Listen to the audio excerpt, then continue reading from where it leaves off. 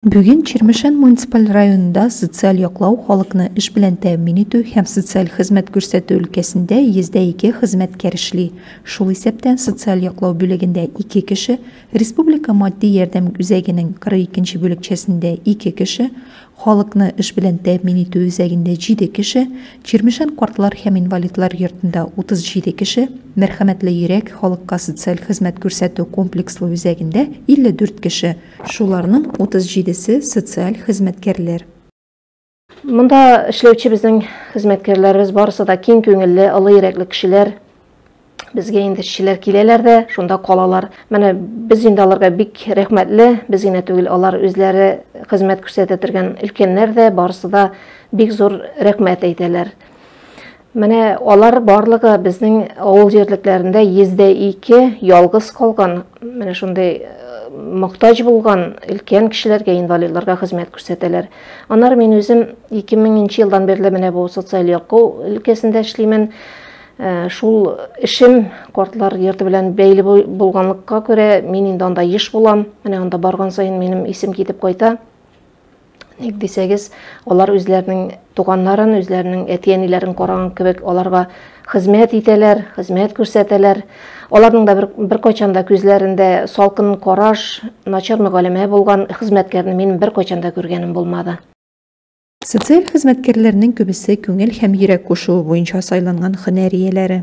Мәсәлән, Наталья Бороздина 24 ел, Лилия Хабибуллина һәм Вера Данилова 23 ел, Светлана Сиякина һәм Розалия Зарипова 22 ел социаль тармакта хезмәт куялар. Социаль хезмәткәр ул акча өчен эшләми торган һөнәрләрнең берсе. Аларның төп максатлары менә шундый авыр хәлдә калган, или ялгыз калган кешеләргә үзләренең хезмәтләрен күрсәтү.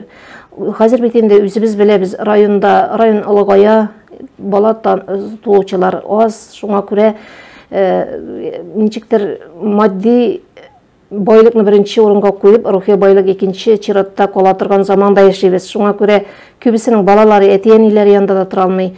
Социаль хезмәткәрләр аларның инде балалар урынына, аларга барып, иләрендә пешерәләр, җыялар, бакча эшләрен карыйлар.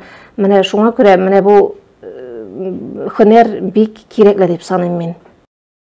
2012 елдан башлап Россия президенты Владимир Путин указы нигезендә 90-95-100 яше тулган юбилярларны котлау гамәлгә кертелде. Безнең районда да әлеге күркәм гадәт эшләп килә. 400-дән артык кешене котладык инде хәзер. Менә быелгы елда 11 кешегә 95 тола, 48 кешегә 90 яшь тола. Без инде январьдан тотынып аны һәрберсен иләренә барып котлап киләбез. Һәм Россия президентының открыткасын бирәбез. Шулай ук район башлыгы Фердинанд Митхатович Давлетшин исеменнән бүләген, шулай ук котлау открыткасын тапшырабыз.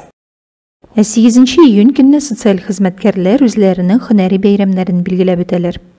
Шушы уңайдан инде мин барлык хезмәткәрләрне, барлык менә шушы өлкәдә эшләп чыккан ветераннарыбызны үзебезнең һөнәри бәйрәмебез белән чын күңелдән тәбрик итәсем килә.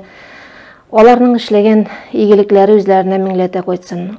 Яхшылык бер кайчан да җирдә ятмый, ул аларның үзләренә булмаса балаларына килә. Шуңа күрә аларга бары тик исәнлек, саулык, тигез тормыш, тыныч аяз күкләр телимен, сабырлык телимен. Менә шул эшләрендә зур уңышлар